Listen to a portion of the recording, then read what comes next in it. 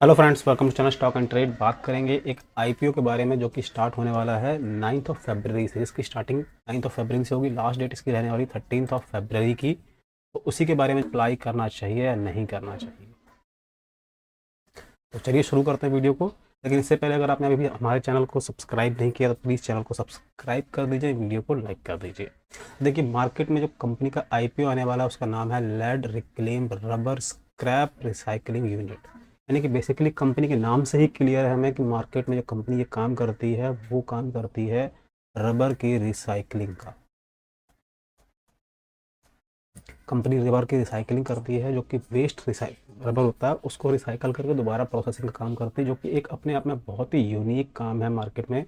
जो कि natural resources को कहीं ना कहीं फिर से रीयूज़ करने में काम करने का प्रोसेस करती है। तो बेसिकली कंपनी का जो वर्किंग प्रोफाइल है वो बहुत अच्छा है, साथ ही साथ में मार्केट में एक यूनिक प्रोफाइल है। कंपनी की बात करें तो कंपनी मार्केट में स्टार्ट हुई थी 2012 में। गुजरात बेस्ड कंपनी है। इसका जो मेन प्लांट है वो गुजरात में इस्टेब्लिश्ड है और वहीं से कंपनी काम करती हुई नज़र आती है। तो कंपनी गुजरात बेस्ड कंपनी है और इसका जो टोटल प्लांट है वो है 7,790 स्क्वायर मीटर्स का। टोटल कैपेसिटी की बात करें तो टोटल कैपेसिटी इसके अंदर है 5,520 मैट्रिक टन्स की। कंपनी आईएसओ सर्टिफाइड भी है। तो बेसिकली कंपनी का जो काम है प्लस प्लांट की जो कैपेसिटी है वो भी कहीं ना कहीं बहुत अच्छी नज़र आती है। और अगर बात करें कंपनी के काम की तो मैंने आपको बता ही दिया, कंपनी बेसिकली रिसाइकलिंग का काम करती है। जो कि रबर वेस्ट होता है उसको कहीं ना कहीं रिसाइकल करके मार्केट में दोबारा रीयूज़ के लिए बनाती है। ठीक है, अब बात करते हैं कंपनी के रिजल्ट्स के बारे में। कंपनी के फाइनेंशियल रिजल्ट्स किस तरह के नजर आते हैं हमें। तो कंपनी के बेसिकली फाइनेंशियल रिजल्ट्स के ऊपर ही डिपेंड करता है कि मार्केट में हमें इस आईपीओ के अंदर पैसा लगाना चाहिए या नहीं लगाना चाहिए। तो जैसा देख पा रहे हैं मार्केट में कंपनी के पिछले 3 साल के हमारे पास में टोटल रिजल्ट्स निकल के आ रहे हैं। टोटल रिजल्ट हमारे पास में 3 साल के बने हुए हैं और उसी के अकॉर्डिंग एनालिसिस करेंगे कि मार्केट में किस तरह का हमें इसके अंदर रिजल्ट्स नज़र आते हैं। बात करें कंपनी के मार्च के 2020 के रिजल्ट्स की तो मार्केट में टोटल असेट्स थे इसके 532 लाख रुपीज़ के। Total revenue 483 lakh rupees. Total profit after tax 36 lakh rupees का। प्रॉफिट थोड़ा सा कम है, लेकिन मार्केट में रिवेन्यू की अगर बात करें तो देखिए हर साल 2021 में उसका रिवेन्यू बढ़कर 594, total revenue 706 and total profit जो था 22 लाख रुपीज़ का हो गया। मार्च 2022 में कंपनी ने फिर से अपने रेवेन्यू को बढ़ाया 1036 लाख से एंड टोटल प्रॉफिट भी उसका लगभग 47 लाख रुपीज़ का हमें नज़र आता है।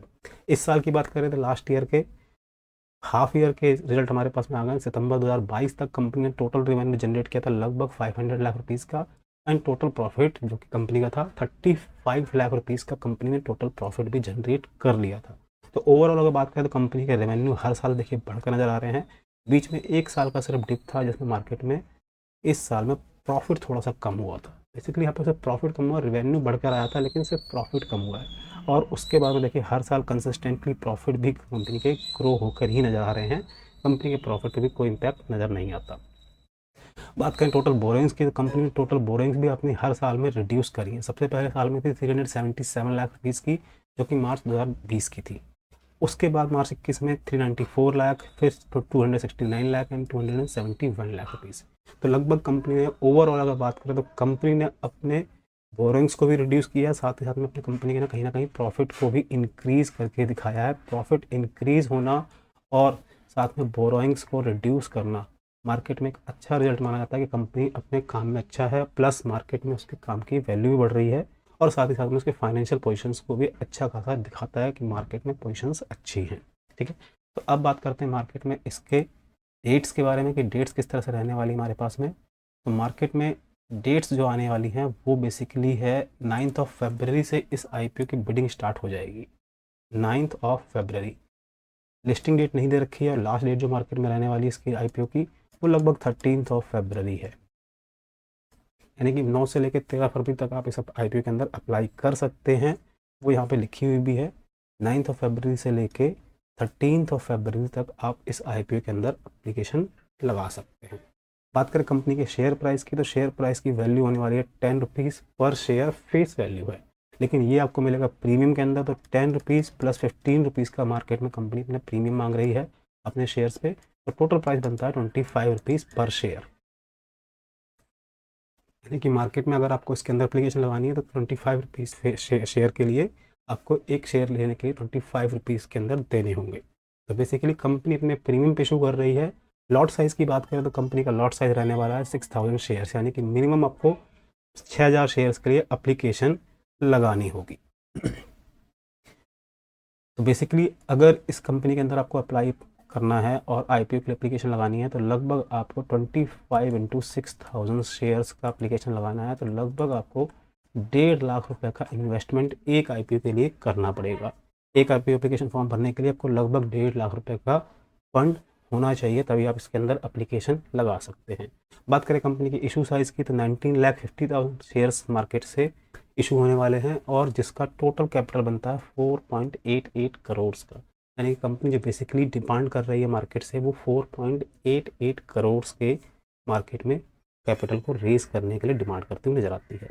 बात करें कंपनी की आईपीओ टाइप की तो एनएससी एसएमई टाइप का ये आईपीओ रहने वाला है, यानी कि एनएससी पे इसकी लिस्टिंग होने वाली है और एसएमई टाइप का आईपीओ रहेगा। ठीक है, और उसकी इंपॉर्टेंट डेट्स की बात करें तो अलॉटमेंट आपको कंफर्म हो जाएगा 16 फरवरी को। अगर आपको आईपीओ नहीं मिलता तो 17 का आपका रिफंड इनिशिएट कर दिया जाएगा और आपके डीमैट अकाउंट में शेयर नजर आएंगे 20 फरवरी से, यानी कि 20 फरवरी से इसकी मार्केट में ट्रेडिंग शुरू हो जाएगी। मिनिमम 6000 शेयर्स एप्लीकेशन लगाने हैं और कैपिटल आपको मैंने बता ही दी 1.5 लाख रुपए की कैपिटल इसके अंदर रहने वाली है। बात करते हैं कंपनी के ऑब्जेक्टिव्स की कि कंपनी किस टाइप के ऑब्जेक्टिव के लिए मार्केट में इस शेयर को लेके आ रही है। तो बेसिकली देख सकते हैं हम लोग मार्केट में सबसे पहला जो उसका ऑब्जेक्टिव है वो वर्किंग कैपिटल को इंक्रीज करने का रहने वाला है।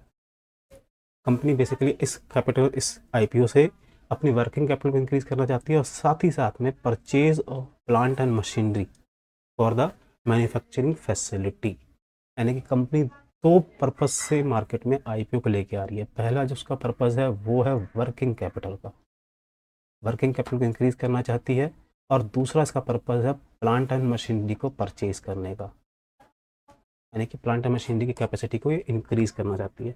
तो इसके बाद में मार्केट में इसके अंदर वर्किंग कैपिटल बढ़ेगी और साथ ही साथ में प्लांट एंड मशीनरी की कैपेसिटी बढ़ेगी, तो मैन्युफैक्चरिंग कैपेसिटी भी इंक्रीज होने के 100% चांसेस हैं कि मार्केट मैन्युफैक्चरिंग कैपेसिटी भी बढ़ाती हुई नजर आती है। अब बात करते हैं कंपनी के अंदर आईपीओ में पैसा लगाना चाहिए या नहीं लगाना चाहिए।